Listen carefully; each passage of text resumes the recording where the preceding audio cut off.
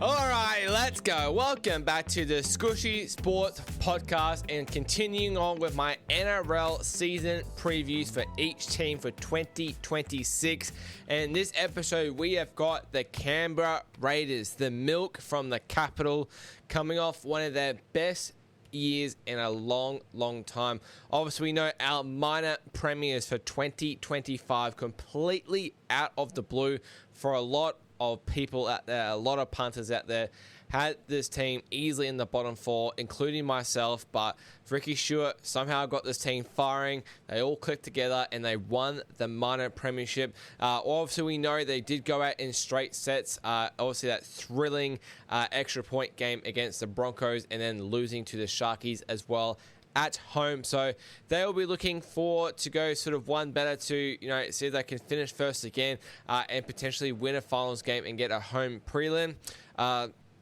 But for me, this year, or next year, in 2026, if you haven't seen my ladder prediction video I brought out last week, you will see I have the Raiders finishing 11th in 2026. And I get it. That's a big difference going from 1st to 11th. But I do see a bit of regression with this Canberra Raiders team in 2026.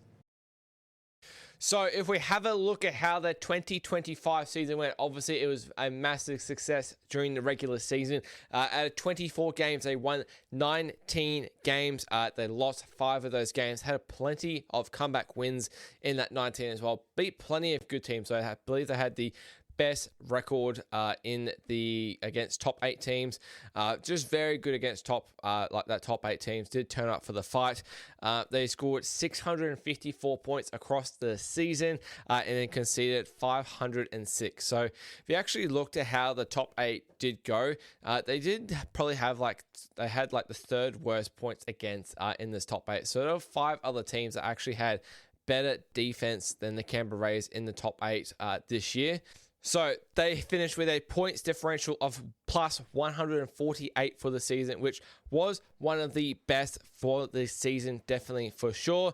Obviously, their coach, Ricky Stewart, one of the sort of almost like a legend in the NRL these days. Been with the Canberra Raiders for a long time now as a coach. And so he took at this next step this year with the Canberra Raiders, which is really exciting to see. He is contracted till the end of 2029. So he's got definitely a few more years with the Canberra Raiders left to go for sure. All right, if we have a look at the 2026 gains and losses for the Canberra Raiders, there's a few really key signings that I actually really like for the Raiders this year, and there's obviously a couple big losses that the Raiders have also had. So if we have a look at the 2026 gains, the first one that I really do like is the signing of Kobe Black. So Kobe Black, one of the up-and-coming halfbacks that we've got coming through Queensland Cup and New South Wales Cup in the next couple years, was meant to be with the Brisbane Broncos, was literally tailored to be the number 7 after Adam Reynolds retires. That is not happening anymore. They've gone a different direction. They've gone with Tom Duffy. So Raiders have pinched him, and I think they've pinched a really good talent there at Canberra as well. They signed him until 2028, which is huge. So now you look at, they've got Ethan Sanders, who they got from the Eels last year, and he was up and coming. Now they've got a battle at the 7, which I think is really good for the club. I think, for Ethan Sanders, a young guy, a guy who's dominated New South Wales under 19s, and for him to, instead of just walk into an NRL team and say, hey, here's the keys, it's all yours, now he's actually got to fight for it in the preseason. And if he's not up to scratch in some of his games, you just never really know what could happen. So, going to be very interesting to see what does happen with Kobe Black and Ethan Sanders at the 7 role there. The next big signing that the Canberra Raiders have made for next year is obviously Jaden Brayley, the dummy half coming over from Newcastle on a 2-year deal until the end of 2027. So this is a very interesting one, right? Because last year they really played quite a lot with obviously Tom Starling getting the start and then Owen Paddy coming on at the 14. And it seemed to work really well, right? We obviously know Owen Paddy, he's a super talent. He's going to be there for quite a while, we believe, at the Canberra Raiders there. But what was really interesting is they signed Jaden Brayley from Newcastle. What was it, halfway through this year? And we thought, okay, like they've made the decision. They want to go with Jaden Bradley and potentially sort of Owen Paddy at this 9 role, switch in and out. Maybe we probably thought that Owen Paddy would be quite dominant at that 9. Maybe next year would get 60 plus minutes. Probably doesn't look like that's what's going to happen. And they signed Jaden Bradley and we thought, okay, like they can't have 3 number 9s in their team. Probably is looking like they'll just go with Jaden Bradley and Owen Paddy for 2026. And then Owen Paddy re-signed, and then Tom Starling also re-signed. So, and I'm not sure how this sort of went, but they've re-signed Tom Starling, which I find super interesting. Now they've got 3 really good dummy halves there down in Canberra who are going to be battling out not just for the starting 9 role, but battling for any sort of game time as well. I would probably say Owen Paddy is going to continue coming off the bench for Canberra like he did last year. Come on, sort of that last 20, 25 minutes, have that really fast injection of speed and that really long, good kicking game as well. We know he can kick a bunch of 40-20s when he's on, and I think that will continue. It's just whether we start with Tom Starling or Jaden Bradley. Both have started at hooker for a very long time in the NRL. So I'd say going to be very interesting to see how that does work next year for Canberra. All right, moving on to the next sign. So I've got 4 key signings that they've brought on to the Raiders for 2026. And I honestly love this signing for the Raiders. Whether he gets a lot of game time on the wing is going to be another story. Obviously, you've got Tamale and you've got Xavier Savage there for the Raiders. That is Sione Finau from the Dragons. And Sione Finau got a bit of sort of game time with the Dragons this year. I think he's one of the more talented wingers that we've got coming through in the NRL. I think this is an absolute disaster by the Dragons letting go of this kid. I just don't see any reason why they've let go of him. Now they've signed, Setu 2 from the Warriors New South Wales Cup side. Fair replacement, but I just don't understand why they didn't put their investment into Sione Finau. I'm not sure if there's a backstory to that or that sort of thing, but I just thought Sione Finau is such a talent in the NRL. Why is he not getting more game time for the Dragons? Why are they not investing in more? Now the Raiders approached him. I think it's a great signing. I'd say he's going to get a bit of game time. Obviously, injuries happen, that sort of thing. Obviously, Tamale went down with, 7-8 week injury this year, sorry. Xavier Savage, one of the most talented wingers that we've got going, one of the most talented players. Very inconsistent, hot and cold, but he's in 3rd or 4th year now in the NRL, so we expect a little bit better now from Xavier Savage, but would not shock me to see Sione Finau getting a bit of game time for the Raiders next year, and I think when he does get that opportunity, he'll take it with both hands, and he will be awesome, I think, for the Raiders. Brilliant sign for the Raiders. 3-year deal till end of 2028. Love the signing for the Raiders. And then the last one is Dane Laurie. So obviously being a bit of a journeyman now with the Tigers. I've been with Penrith as well. And now at the Raiders there. He's not going to crack a starting spot. He obviously had his opportunity at the Tigers, had his moments and then had his bad moments as well. And then was obviously the backup to Dylan Edwards this year for the Panthers. Came on at sort of that 14 role in the last sort of 10, 15 minutes at stages for the Panthers. Can be quite effective. It's just where he does slot into this team. If he does get an opportunity, I think he may end up getting that opportunity if there's an injury in this Raiders starting 17. At the moment, he's not in my starting 17, not on the bench. I don't think, obviously you're going to have someone like an Owen Paddy on the bench. I don't think they need another, back on their bench. I think they're completely fine running with sort of three forwards that they sort of need, and that's what I've gone with. Looking at the losses for 2026, obviously the massive one is the exit of Jamal Fogarty heading off to the Manly Seagulls, and one which was really kind of surprising to me. I'm not sure if it was a money thing, like Raiders just couldn't quite snap up the money to keep him. I would have tried and kept him, considering how much good of a year he had with the Raiders this year.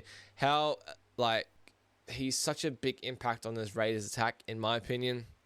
And whether they just wanted to get the opportunity to blood a guy like Ethan Sanders or now Kobe Black as well into that 7-role, whether they're looking long-term for that, whether they thought Jamal Fogarty wasn't the guy to bring them a premiership, I'm not sure. Now he's gone to Manly.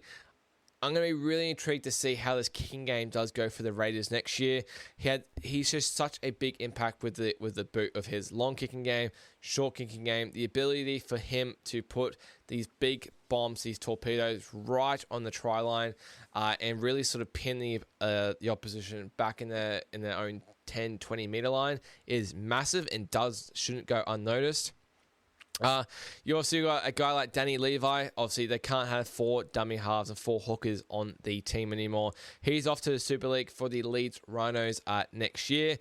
You've got guys like Trey Mooney. He's off to Newcastle. I think that's a good sign for Newcastle. And just little guys like Alba Hopewades, your Adam Cooks, your Pasami Solos, Manaya Waitere. He's off to the Storm. Couple little sort of losses there, but I said the big losses definitely of Jamal Fogarty, 100% for the Raiders next year. He's about the only sort of big change that's happening, I guess, to this Raiders team apart from the hooker position, which we'll see. So very sort of similar 17 going into next year as it was this year. Obviously, the massive change at halfback, as I said. For me, with the Raiders this year, I'm not discounting their minor premiership, but I do think a lot of their wins, I don't have the stats in front of me, definitely come from behind wins, and they definitely sort of snapped them up in the last 10-15 minutes, had some really big second half comeback wins. I remember they had one really good one in the last minute against Storm at Magic Round. They had a last minute try against Cronulla really early in the year, but it's just whether they can keep doing that, right? How often can you keep being down at halftime and find the mental strength to come back and keep doing it over and over again? And then we saw occasions where they got a big lead at halftime against the Bulldogs, one of the bigger games of the year early on in the season. I think they were both sort of 7-0 or 7-1 around that sort of stage. I think they were up by 20 points at halftime, and they let that lead slip completely. So across 80 minutes, they were the better team than most other teams in this comp, but definitely in periods where there's one half or 20-minute periods, they definitely were not the better team. So I think it's a big reason why we saw them go out in straight sets. Just didn't quite have that experience to kind of have a full game over 80 minutes and finish it off. I remember they had a massive lead against the Broncos in that final. Let that slip against the Broncos and Reece Walsh. I believe they scored the first try against the Sharks, I believe, in that second final as well, and then just didn't turn up in the second half. So this is sort of why I think it may sort of, I guess, luck may sort of change for the Raiders next year, and why I have them actually finishing a lot lower than most people would have, and why I've actually got them missing the 8 next year. I just sort of think they might go back to the pack, and I just see a lot of other good teams next year that may just perform a little bit better. I think Raiders had a couple sort of close wins this year, and I think they're just maybe on the other side of those next year, which does make a huge difference overall. If we look at the 1-17, obviously we have got pretty similar back 5 there as this year. I've gone with Ko Weeks at fullback. Your wingers are Sevilio Tamale, who had a breakout year in his rookie year, and Xavier Savage. Would not surprise me, as I said, to see Sione Finau get some game time during the year if there is an injury. And the centers, Matthew Timokol, New Zealand international. He was awesome for the Kiwis at the end of this year. And then Sebastian Kris as well. He does fight injuries definitely here and there, so we'll see how he goes. And then in the halves, obviously 5'8", we've got Ethan Strange, one of the best upcoming 5'8s that we've got. Dalian 5'8 of the year, super talented. I think this guy would be playing Origin for New South Wales definitely in the future. And then at 7, I reckon in round 1 they're going to go with Ethan Sanders, but this is very interesting development. If Ethan Sanders doesn't start right for the Raiders, how long do they continue to ride with him before they get the opportunity to Kobe Black? Kobe Black, he's sort of at that age now where I think he's probably can have the ability to start for an NRL team. Obviously not sort of maybe mature enough in his game to keep leading him around the park and take them to a finals win maybe. But very interesting to see if this Raiders team doesn't quite start as good as I'd like to. All heads and all eyes will turn towards the halfback generally. Obviously the coach as well. and where this team is and where this attack is going. If they're not quite scoring the points and don't have the kicking game, be very interesting development to see where this does go at the halfback position between Ethan Sanders and Kobe Black.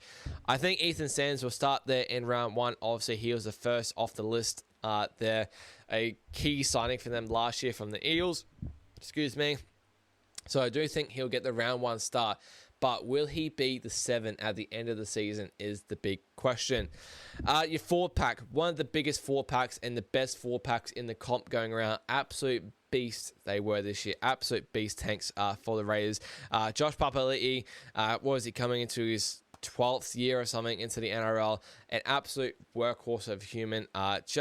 He's such a key fundamental part to this Raiders pack and such a key fundamental part to this Raiders organization as a whole. We know Ricky Stewart absolutely loves Big Papa, and I can obviously see why. He's an absolute legend of the club, so highly respected. Origin representative in the past there, even just recently as well. And then the other is Joseph Tarpany. What more could you say about Joseph Tarpany? Had an absolute stellar year for the Raiders this year, and stellar for the Kiwis as well. He is immense. He is just so good. We know he's got energy in the tank to have big minutes, and he just keeps the legs churning and churning and churning. In the hooker position, I think for round 1, they will start with Tom Starling, sort of similar to what they did this year. Kind of is like, if it's not broken, don't fix it kind of thing. They've obviously got Jaden Brayley there. I think Owen Paddy still has to come off the bench. I don't think, if you look at these 3 hookers together, that Owen Paddy should be the starter, and then you get these other 2 as an injection of speed late in the game. I think you'll see Tom Starling and Jaden Brayley, one of those 2 start, make all the tackles, get all the hard work done, and then when the game starts to fatigue a bit, that's when you get the young, fresh legs of Owen Paddy and the kicking game of Owen Paddy on the field to make a serious impact. He is going to be so good, I think, for the Raiders again next year. One of the definitely star players coming through the NRL. Edge back rowers, probably 2 of the best duo, or one of the best duos going around. Obviously, Hudson Young on the left, played for the Kangaroos in the Ashes. Origin representative as well, scores an absolute bunch of tries, runs an absolute beast of a line. Hudson Young is an absolute automatic in this team. One of the best players going around in Canberra as well, and pretty much overall in our comp, one of the best edge rowers, I'd say. The other one there, I have gone for Zach Hosking there. I think it'll be a little bit of a battle between him and Matty Nicholson there on that right edge. We know what we're seeing with what was Zach Hosking. Whenever he has to step into that role, he just gets the job done, and pretty effectively as well. Scores a bunch of tries, but I also loved what I saw from Matty Nicholson this year. Had a bit of an injury during the mid-year, but the way he started his career at the Raiders was absolutely unreal. He had a hat-trick in his first game for the Raiders. He looked so bloody good coming over from the Super League last year. He looks immense, and it would not shock me if Matty Nicholson Jr. becomes a starter once again, and we see Zach Hosking come off the bench and maybe play more of that middle role for the Raiders, which he can do. And at 13, finish off at lock, I've gone for Big Red. Corey Horsburgh, he will be looking to make Origin for Queensland next year without a doubt. What you see is what you get with Big Red. Had an absolute breakout year again with the Raiders. Had a couple little lull years. Had sort of conflictions with Ricky Stewart. They were like it got tied over, and he started in Vegas last year, and he was unreal. And he was unreal this year as well. Super aggressive. He's got obviously good amount of tackling, good amount of footwork as well. Really do love Corey Horsburgh at that 13 role there. Can't see that kind of getting taken off him during the year unless something drastic was to happen. Maybe a Morgan Smithies come in, but I think Corey Horsburgh as a whole brings a lot more dynamic to this Canberra attack. All right, on to your interchange. Obviously, at 14, we've gone with Owen Paddy there to come off the bench. With 15, we've gone with Simi Sasangi. When Hudson Young has been on, Origin rep, he's stepped into this role, and he's been awesome. Simi Sasangi had to play 5'8" for the Raiders in that final against the Sharks. I thought he actually stepped into that role quite well. So very versatile player, very good player, and a very good player to come off the bench for the Raiders. At 16, your other edge row, I've gone for Matty Nicholson. As I said, I've got Zach Hoskins starting, so I could have gone for either or. I would not shock me to see Matty Nicholson get the start in round 1 against Manly, but I've gone with him on the bench there. And then the other one I've gone with is Morgan Smithies. So Morgan Smithies, we know he can play lock, he can get in the middle. He's not the most versatile lock when it comes to, whether there's big offloads or that sort of thing and scoring tries. He just gets the ball, runs the line, makes his tackles, gets the job done. He's essentially like a third forward there for the Raiders. If we look at the rest of the squad for the Raiders, and I think they're struggling for a little bit of depth in all honesty. Just a couple of these names, this is the thing with the Raiders, right? Apart from your hooker and your halfback position and maybe that Zach Hosking and Matty Nicholson position, I don't see a lot of competition happening within this Raiders team. I just think, obviously, you've got your standard guys who are going to be there 100%, like your Tarpanese, your Hudson Youngs, Ethan Strange, Matt Timoko, I think, should be there. But then, and K.O. Weeks, that sort of thing. But I just think a lot of these other guys don't have a whole lot of pressure on them, really, when you look at the other guys in the squad. You got guys like Chevy Stewart, who has had his couple opportunities, hasn't really shown too much. A guy like Joe Roddy, had a couple good games here and there. Is he going to be better than what Tamale or Savage or Sione Finau produce? I don't really think so. Dane Laurie, we know what Dane Laurie can do. Is he as talented as K.O. Weeks? Is he going to produce the same? No. Is K.O. Weeks going to be under pressure after a couple bad games? No, I don't think so. It's just really interesting to see, right? You got guys like Adam Mariota, like Noah Martins, that sort of thing. Miles Martin as well. I just don't see a lot of competition within this Raiders team within itself.